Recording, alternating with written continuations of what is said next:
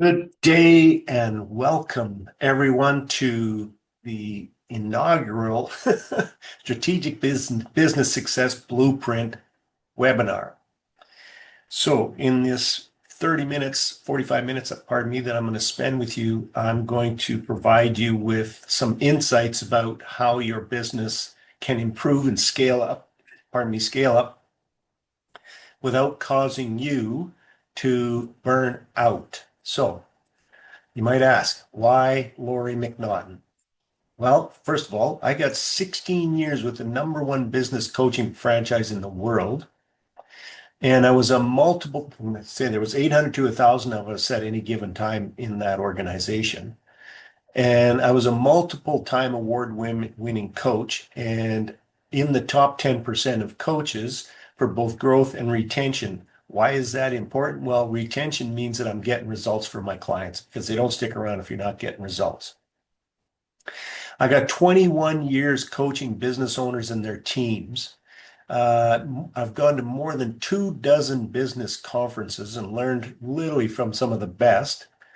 I went to Tony Robbins Mastery University, Life Mastery, Date with Destiny, Financial Mastery, Power to Influence, and Unlimited Power Weekend. And yes, I walked on hot coals twice. I went to Context and Associates, Pursuit of Excellence, The Wall, and Advancement of Excellence. I took the Pacific Institute's Investment in Excellence. I went to Peak Potentials, Train the Trainer 1 and 2, Ultimate Leadership Camp, Master of Influence, and I've got 7 years of going to Toastmasters to sharpen my public speaking skills. And I continue to educate myself by taking courses and also got taking courses at the local universities, primarily around sales and marketing and business in general. So here's the thing. Why is that important? Well, you can't tell me it can't be done because I know it can be. So moving right along, my vision to create a world where every individual and business thrives, making the world a better place for all. Here's what I think, and I think most people would agree with this. Fundamentally, the strength of any country's economy is based on its middle class, and its middle class is made up primarily of small business owners, small, medium-sized business owners, and the people they employ. I'm not speaking to the billion-dollar corporations. I'm speaking to you, mom and pop organizations that are looking to do something very extraordinary and build a successful, profitable business that can run without you. So my mission is to make personal and professional development accessible and affordable for everyone, empowering individuals and businesses to unlock their full potential. Here's the thing. As the previous slide talked about, all of the time and money that I invested into my own personal professional development has been amazing. And I know from personal experience working with hundreds of business owners and their teams over the past 21 years, the difference that personal and professional development makes to their teams in terms of their commitment to, being extraordinary and reaching for their highest potential. So what can you expect to be getting out of this time with this webinar today? BFOs. BFOs are blinding flashes of the obvious. Here's the deal. It's not enough to know. I know that many of you know what you should be doing, but you're not doing it. You've got to do it if you want to have the change that you want to have. Nothing changes. You've heard this, and I'm probably going to say this later as a quote from Einstein is, doing the same thing over and over again and expecting a different result is insanity. So here's the 7 reasons why. Let's start with the 7 reasons why your business won't scale up. First of all, you focus on revenue and not profit. Here's the thing. Revenue is vanity and profit is sanity. So just say that to yourself slowly. Revenue is vanity and profit is sanity. And I think when you say it that way, you cannot help but get this understanding that, yeah, I do need to make profit. I can push my business to get it to 1 million or 2 or 4 or 8 or 16 or 32 or whatever it is. But if I'm not making healthy profits, my company is in jeopardy. and it can't be scaled up. You're never going to get, pardon me, past 8 figures without making profit, the right kind of profit that you need to make. And that a healthy profit in the service industry business is typically 10 to 15%. Doesn't mean you can't be higher. Just means that you want to be at the minimum 10%. And a really nice healthy spot is to be at 15%. You can do the math on that. So your operations won't scale. Well, why is that? Because you don't have any standard operating procedures or SOPs, if you want to call them that for short. And if you don't have SOPs, you can't scale up because you can't duplicate things, you can't repeat things, and you can't ensure that things are getting done the right way. So you've got to put systems and processes into place. And what I mean by that is documented, not in your head. It needs to be documented and put into manuals so you can easily teach and train other people to do those things. So you don't invest in hiring the right people. I've said this all along, and I said this to every client I've ever worked with. The difference between success and failure in your business will be the people that you hire. Here's the thing. There's a lot of people. It's not just about the people, and we'll talk about that, but if you're hiring the wrong people, you're going to struggle. No ifs, ands, or buts about it. And you're not going to be able to scale up because you're not going to have the right people on your team. So you need to invest in a system to hire, weed out separate the wheat from the chaff, as the farmers say, to weed out the bad employees, the duds, so to speak, and hire the best possible people.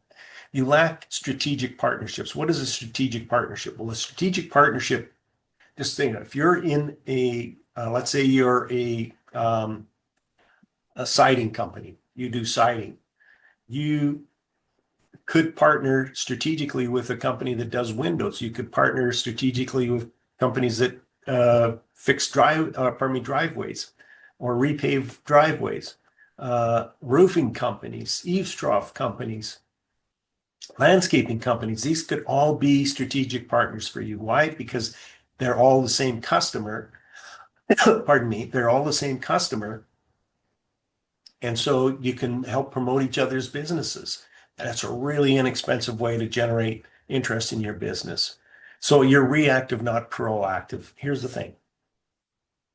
And this is a problem that I see in so many businesses as they, begin to grow and scale. They might get to $2-3 million and they start to, it starts to fall apart, starts to really get chaotic. And that's because the business owner, as a business owner, you're always reacting versus being proactive. What do I mean by that? You have meetings, regular meetings where you sit down, you say, this is a problem in my business. How do we solve this problem? Well, we could do this, we could do this, we could do this, we could do this. Okay, let's try this. And then you follow through and create system and process so that it is something that you don't have to keep coming back for. And thinking about if you have to tell everybody what to do every day of the day, you're never going to have time to scale up your business. It's just not going to happen. Okay, so let's keep moving along here. You fear raising prices. Here's the thing. I read this recently, this specific number recently, but I've read this many times in books that I've read over the years. And that is, people will pay more for value. Or pardon me, 86% of people will pay more for value. So what does that mean? Well, let's just say there's 5 competitors. Typically, if people are going to get a price on something, they're not going to talk to 5 people anyway. But let's just say, for argument's sake, there's 5 competitors. These 4 people just sell on price, meaning your roof is going to cost this much, your windows are going to cost this much, your siding is going to cost this much, your eaves troughs are going to cost this much. But this guy sells on value. How does he sell on value? Well, he talks about his company. He talks about fulfilling your needs, not his or her needs. And they talk about things like insurance. Like if you're getting a roof done in your home and these people don't have insurance and they fall off your roof, you're potentially liable for any injuries that they might have. So that's just a way that you can start to sell on value. There's more ways that you can sell on value, but let's keep moving along. You don't have an exit strategy. What does that mean, exit strategy? That means at some point you're building your business as an asset that you should want to sell at a high profit margin so that at the end of the day, you have a nice little bundle of cash to walk away from your business with. And I can't tell you how many times I called people up. When I first started in the coaching industry, I did a lot of cold calling. And somebody said, "Oh, yeah, no, we're wrapping things up in the next month or wrapping things up next year, so we don't need any help." And I'm going, "So how many years have you been in business now?" 20. "So you've been in business for 20 years now and you're just going to close down? You're not going to sell your business and make $1 million or $2 million?" No, because their business was them. Here's the thing. If somebody's looking, generally speaking, there's there are three kinds of people that are looking for a business. One is they want a business that they can work in, that's already been started. One is they want to buy a business so that that's not very well run, so that they can put all the systems and processes in place to make the business well run and then sell that business at a profit. And both of those people don't want to pay very much for that business. And then you got the third group of people who are looking for businesses that they can invest in that create a certain amount of profit every single year, whether the business owner is there or not. They get the most value for their business. They get multiples of profit, way more multiples of profit than a business that doesn't function without the business owner. So you should have an exit strategy. Remember, your business is your asset. It's what you should be building. You shouldn't be sitting with a tool belt on, or pounding siding on, or putting up eaves troughs, or putting on roofs. You should be building the system that runs and creates profit. So somebody can come and say, "Wow, hey, this business kicks out $500,000 or $1 million or $2 million or $3 million worth of profit every year. And the business owner takes 6 months vacation every year. Bingo, there's where I want to invest my money." Okay. So let's talk about the bottleneck trap. You built your business with passion. I know you did. When you started this business, you probably had all kinds of hopes and dreams and desires, but now you've become the bottleneck in your company. As I talked about earlier, business struggles if you're not there to help them on every step of the way. All of the systems live in your head. I talked about that. You got to get your systems documented. And instead of, you're working less, you're working more hours, and the profit is flat or even shrinking. So why does this happen? Well, first of all, your business grows beyond its initial systems. I talked about that in one of the other slides. You lack clear structure for your business. So people are just running around doing whatever. There's leadership gaps that emerge. You need leaders in your company. I always say, John Maxwell, who I've read a lot of his books on leadership, and one of his themes, or what he says, is, "I'm not looking for more followers, I'm looking for leaders." Now, you might say, "Well, not everybody can be a leader." Yes, everyone can be a leader. The person sweeping your shop, cleaning your bathrooms, tidying up your office can show leadership. Pardon me, I'm going to have to take it. No, I'm getting a little dry. Anyway, so leadership gaps emerge. Owners carry everything. They carry everything about their business. So here's what you can expect as your business. This is sort of how a business evolves and changes. And it evolves and changes because of something called perturbation. And this term was coined by a guy by the name of Ilya Prigogine. Back in the 1950s, he was a scientist and got a Nobel. He's a Nobel laureate. Not, he didn't get a Nobel Peace Prize. He's a Nobel laureate. And he studied why systems evolve. And I'm going to use a city as an example. So a town becomes a bigger city, and it's made up of streets and avenues. And all of a sudden, there's traffic gridlock everywhere. The system is under pressure. So now it's in perturbation. So the city goes, "Okay, we're going to have to build a freeway." So they build a freeway, and it relieves the pressure off of the system. So now the system starts to function at a higher level. But cities continues to grow, and all of a sudden the freeway and all the streets and avenues again are under perturbation. They're under gridlock. So they build another freeway. relieves more of the pressure. The system works at a higher level. You got to think about that, how that works in your business. So if you're thinking about yourself in your business, you kind of like the pressure is on you to make these changes. And so if you don't make those changes and grow, you're going to die. And that's just a fact, unfortunately. As the next slide I'm going to talk about here, 96% of businesses fail within the first 5 years from when they started. Now, there's a bunch of reasons why that happens, but one of the ones that I'm very familiar with after 21 years experience, and I've talked to thousands of business owners, is that they get to this point where they're completely just burned out. And so they just fold their tent and go home. That's the real cost to you. And that is that you have this burnout risk. What do I mean by that?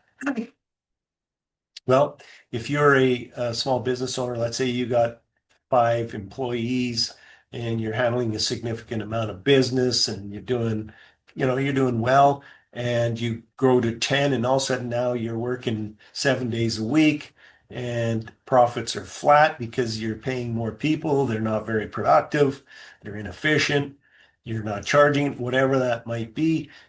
So instead of working less, you're working more and you're getting paid less. So growth has stalled. You have poor performance from your team. You're trapped in the operations of your company, and you're sacrificing your family time and your own personal time. And so you just fold it up. And I talked to so many business owners that happened to them where, they got to 15, 20 employees and then they just folded it back down to 5 or 6 employees, or in a lot of cases just went and got a job because at least they got the weekends off and got vacation time and got paid for that vacation.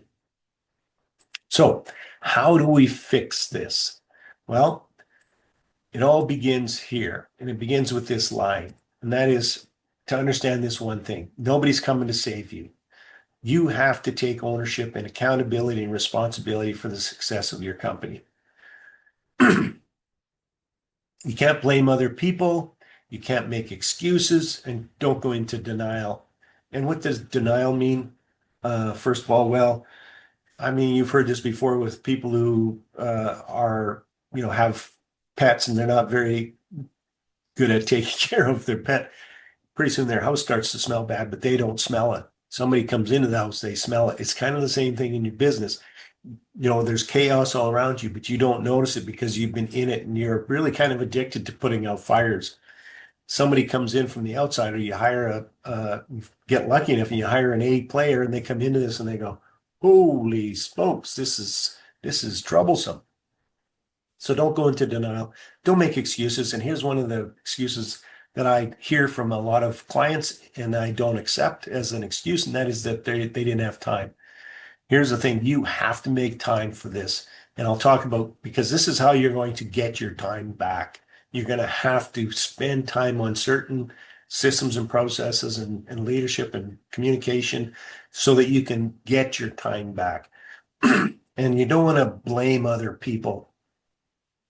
Too many business owners blame their employees. Well, first of all, who hired them? And I've worked with companies who blame their customers, which is ridiculous. And in the end, it came back to bite them hard, because when you blame your customers, if you don't think that they know that you're blaming them, this is a manufacturing company in oil patch. And if you don't think that they know that you're blaming them, they pick it up in your tone of voice, your shortness with them, your impatience with them, all that kind of stuff. And when it's really, really busy, and if you've grown up in Alberta, sometimes it's so busy here, you can be a complete idiot and be successful in business. But as soon as it slows down, you're the first ones to go.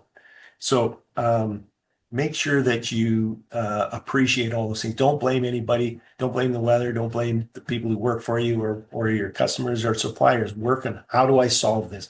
This is my ship. I take ownership of this. If I'm playing below the line, being a blame, excuse, and denial, then I am part of the problem in my company. And I'm going to, be dragging around this anchor, and it's just going to be hard work. And eventually you're going to burn out and call it quits.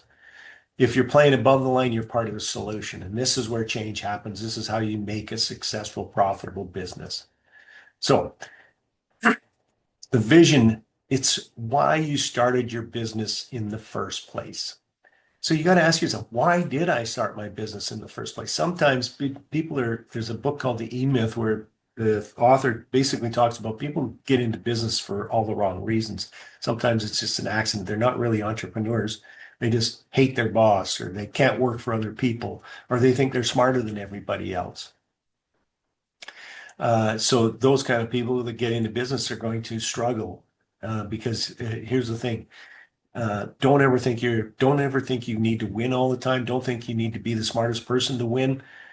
Think about, how do I create a winning company? So build something that you're proud of. And what you're proud of is not something that, oh, look at all the money that I've made.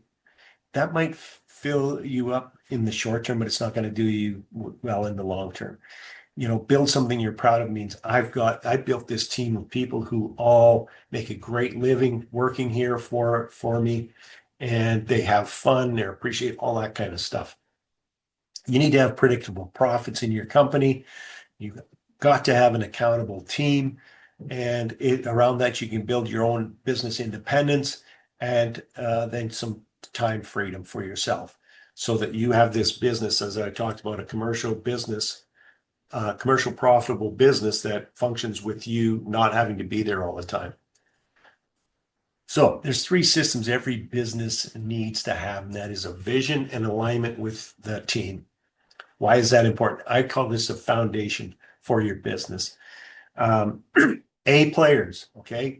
Those best employees, they have hopes, dreams, desires, and goals that they want to accomplish in their business. For themselves.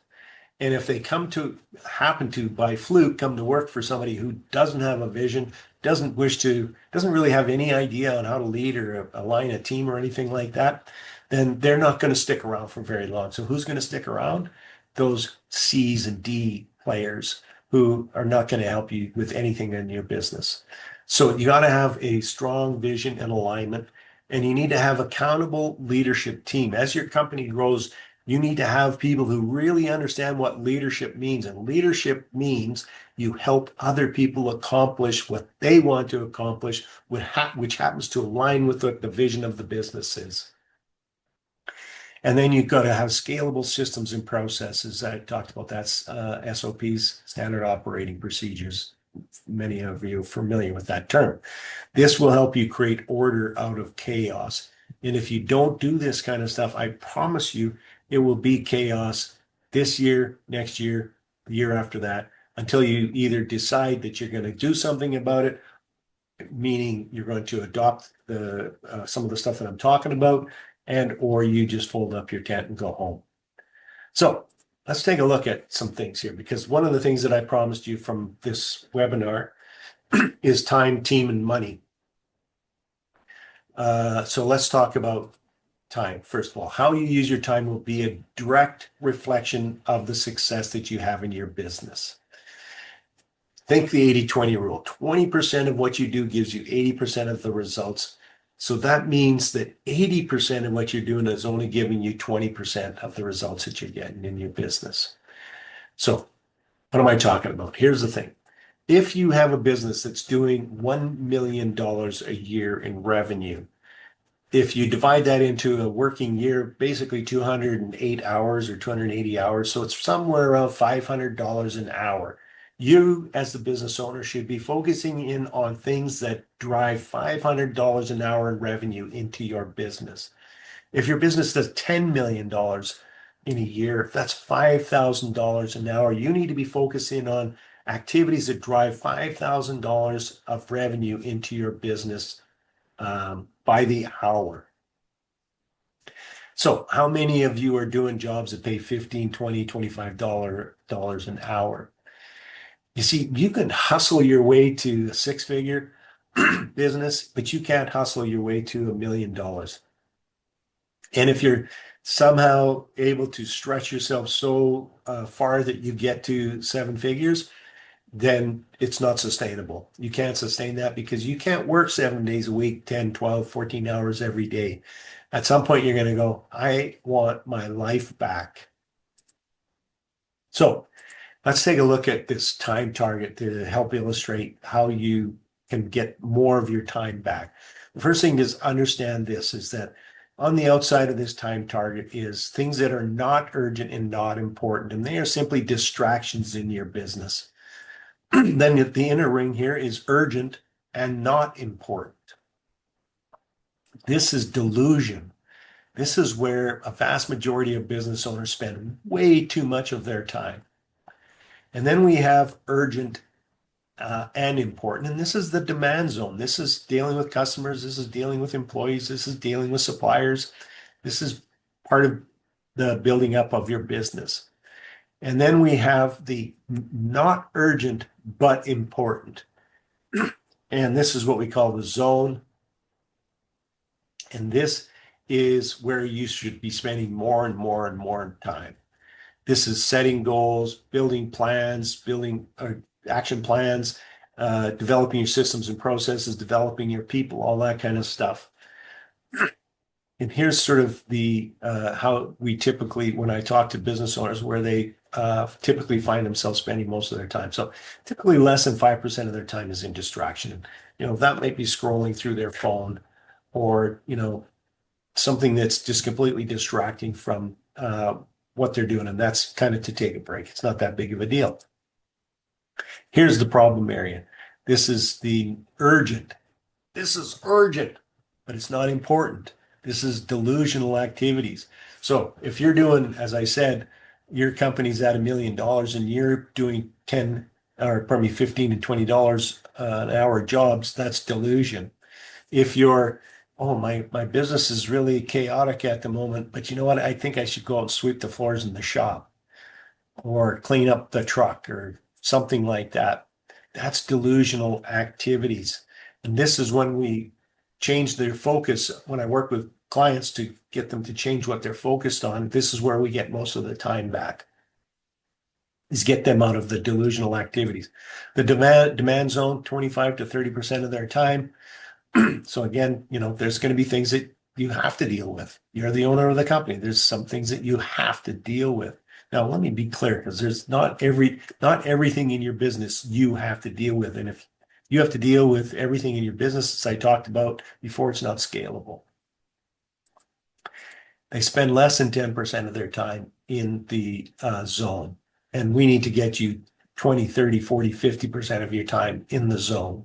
And in more as your business grows. As your business grows, more and more of your time should be in the zone. Okay, so how do I free up more of the time? You got to understand this first. A successful business is a series of systems and processes that are run by people. You have to, once you understand that, your business is a series of systems and processes that are run by people. So you got to create these systems and processes. You got to document them. You got to train people on them. And you got to hire people for specific skills. And I'll talk a little bit about hiring process here in a minute. I don't want to go down that rabbit hole because we're already at the half-hour point. So team, together, everyone achieves more. Now, I said that really slow like that purposefully. I'm going to say it really slow again. I want this to sink in. And you may want to say it to yourself. Together, everyone achieves more. When you all work together as a team, you can become unstoppable. So winning companies know how to get the right people on the bus. Something that you really need to understand is the cost of a bad hire. As I said earlier in the presentation, the success or failure of your business will rely on the people that you hire. You hire duds, I'm sorry, your company's going to become a dud. You hire A players, your company has a chance to become something to reckon with. So there's this, Lily, as it says here, a staggering cost to a bad hire. You can see here these gentlemen in the bad hires. They're either late all the time, they're lazy, or worse yet, they lie about things. You have to learn how to hire for attitude first and aptitude second.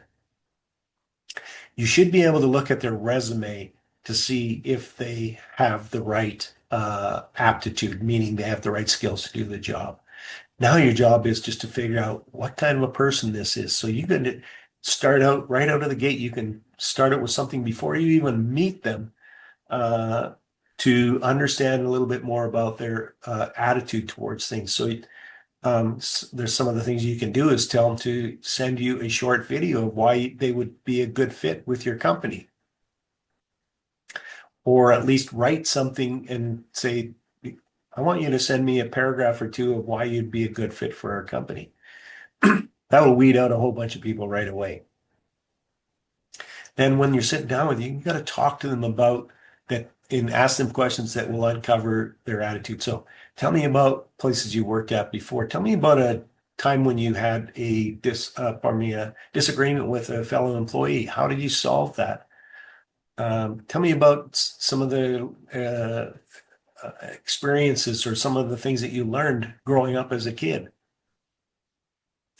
And this is a beautiful question that you should ask everybody.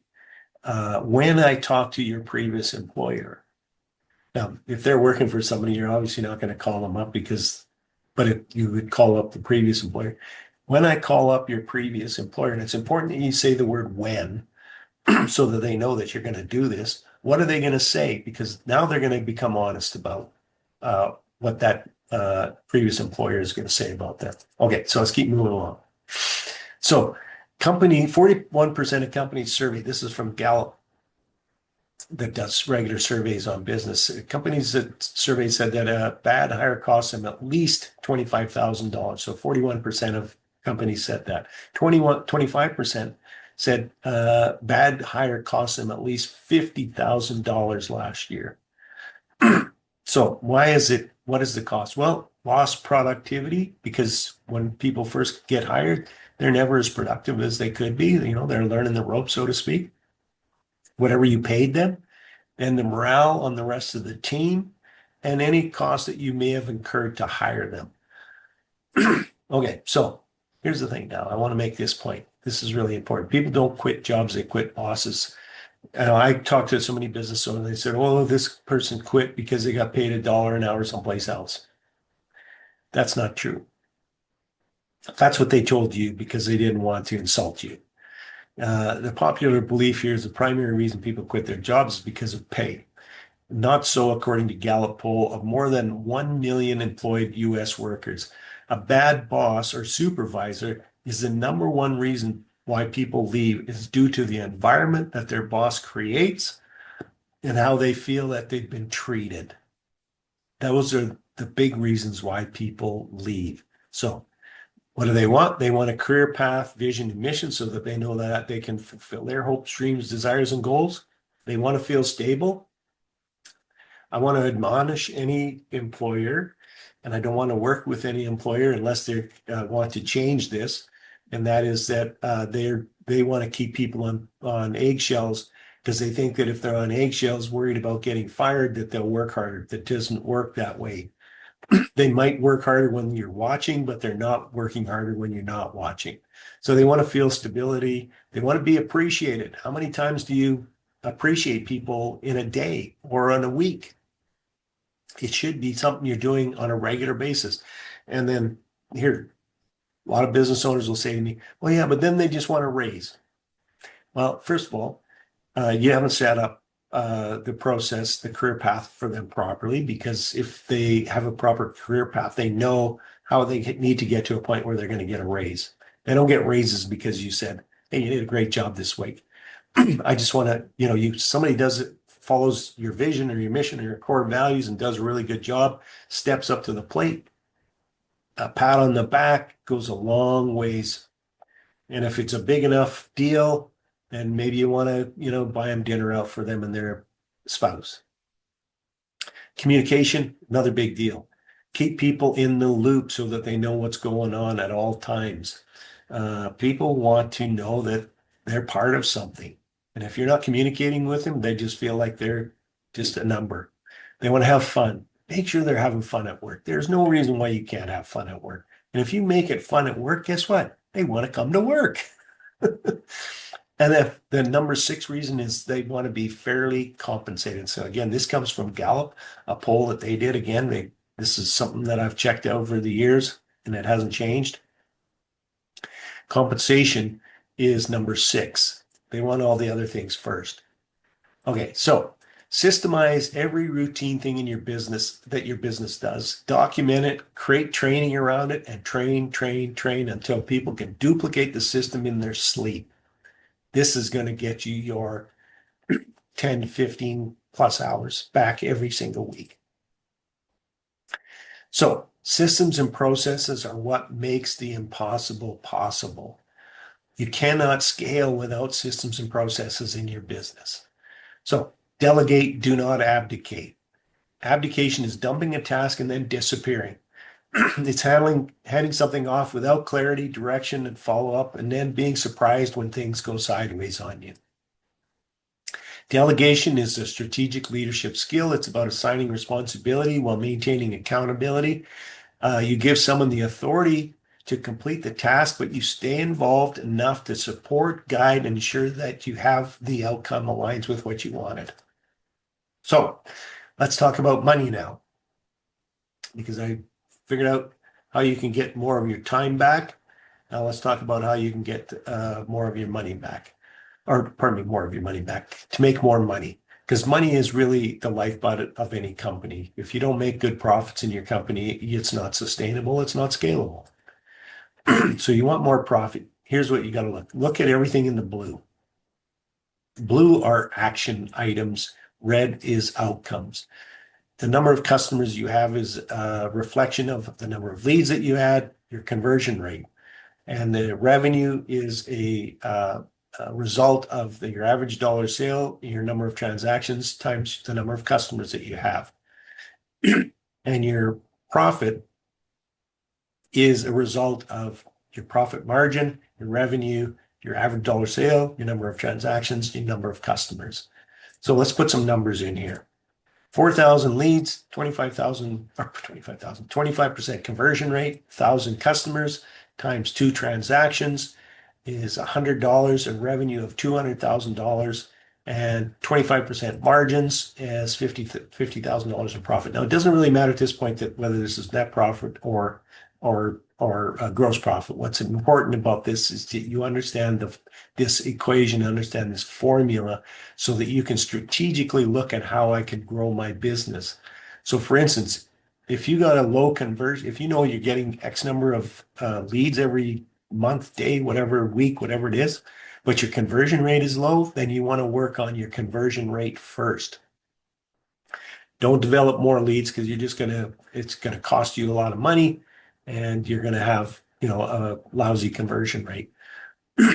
So work on your conversion rate first.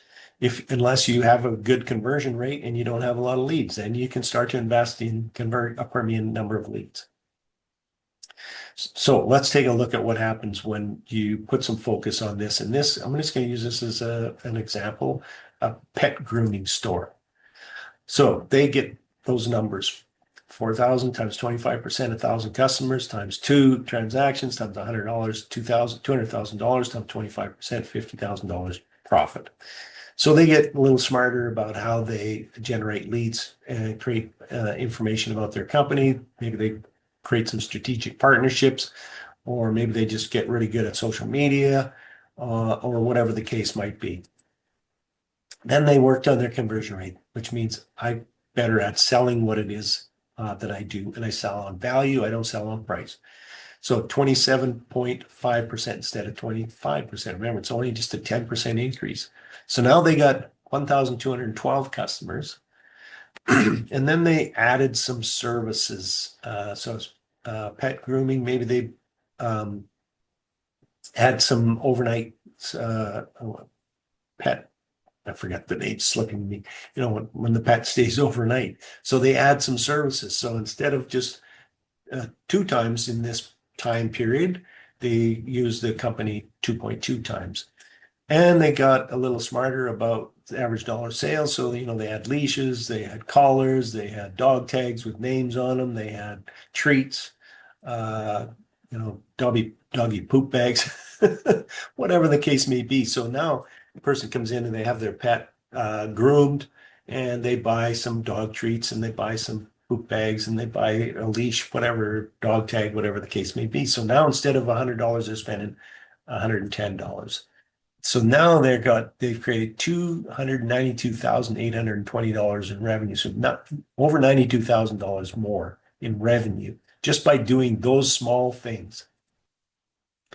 And they got better at buying, buying larger quantities, or they found ways to do things a little bit less. So their margins were up by 2.5%. So now instead of 50,000, they made 80,000. So $30,525.50 more just by focusing in on those. Now, every company is different. So you got to look at which one of these that you can have the most effect on, which is going to have the biggest impact for you. Because, like, for instance, if you're selling cars, you're not going to sell people more cars, but you could sell more cars through referrals. So there's different ways you can look at this. So this $292,820 is a 47% increase in revenue. And this $80,525 is a 61% increase in profit. If I called you up today and said, listen, why don't you hire me? I'll show you how you can do 47% more in revenue and 61% more in profit just by doing some small tweaks to this formula, which you don't know. You'd tell me I was crazy. And yet this is so possible. And it changes, again, if you increase difference by different levels. And I have, spreadsheets that help do that, figure that out for you. All right. So we want to have maximum productivity, which means the maximum results with the minimum amount of time. And we want to create leverage, which is maximum productivity with minimum effort. So how do we do more with less? So I'm going to talk about that because I realize I'm just about at the end of my time here, and I want to make sure that I end up on the right time for you. So your opportunity. I have a program. It's a stepping stone that'll help you hurdle the big rocks. So I call it the 90-Day Scale Insanity Accelerator. It's small group coaching. It's bi-weekly live sessions, bunch of done-for-you tools, private support through the group, full accountability through the group, networking through the group, and a supportive group. Here's the thing. When you get 10 people together, you get to know each other, you get to help each other, you get to support each other, you get to say, hey, this really worked for me. Wow, I can do that in my business as well. So this 90-Day Scale Insanity Founders Cohort, which is the first one. Primarily, I've done one-to-one coaching my entire career, with the exception of a few years back, a few of us put together a group coaching program, which is similar to what I'm doing now, only with a lot more, I don't want to use skill, but a lot more knowledge because I've been doing this for so much longer. So the first cohort, as I said, is going to be the Founders Cohort. It starts September 3rd, 2025. The reason I picked September 3rd is because I didn't want to start anything during the summer months, vacation, and hopefully you're getting away for some time in vacation. They're 90-minute bi-weekly live sessions. They start on Wednesday. They're on Wednesdays. Sorry, not start on Wednesdays. They are on Wednesdays starting at 10 till 11:30 Mountain Standard Time. And they're limited to 10 business owners. Now, and there's going to be exclusive first round pricing for those people who join me in that first founders cohort. So what can you expect? You can expect to build a high performance team. So shifting your culture from blame and excuses to ownership and accountability, so your team performs without constant oversight, without you needing to be there all the time. Free up your time. That's part of how we do that. Empower your team to take initiative, solve problems, execute plans, and give you back that 5 to 15 hours per week. Drive profitable growth. Implement proven systems and strategies that increase productivity, improve margins, and scale sustainably. I have a whole pile. I think it's something like 50, 60 different strategies that you can use to drive more profit into your business through each of those 5 ways. So develop leadership at every level, strengthen communication, decision-making, and leadership skills across your team to fuel long-term success and reduce stress and burnout. Because I know, because I've worked with business owners for 21 years, and when I first started working with them, the vast majority of them were really stressed out. So create a clarity, structure, and alignment so your team runs like a well-oiled machine and you enjoy running your business again. Accountability, getting it done. So the first thing you got to do is, if you're serious about finally building a business that scales up without you burning out and without you, let's start with a simple conversation. Before you sign up for the 90-day Scale Insanity Accelerator, or even for a one-to-one program, let's have a 30-minute scale up strategy call. In that, I just want to understand more about where your business, where you're at, where you want to be, what do you see as some of the struggles that have limited you from getting you to where you want to be. So we booked that call. You can use this link. I'm going to put it, or pardon me, I put it in the chat so you can download it right there in the chat. I'll do that right now while I'm talking. And I'm also going to be posting this on to YouTube, so the link will be in the description, and you can book this 30-minute scale up strategy call with me. And let's get started on doing something extraordinary. Look at that. I went 2 minutes over time. Thank you all for listening. I appreciate your time. I look forward to the opportunity to be of service, and we'll see you in the future.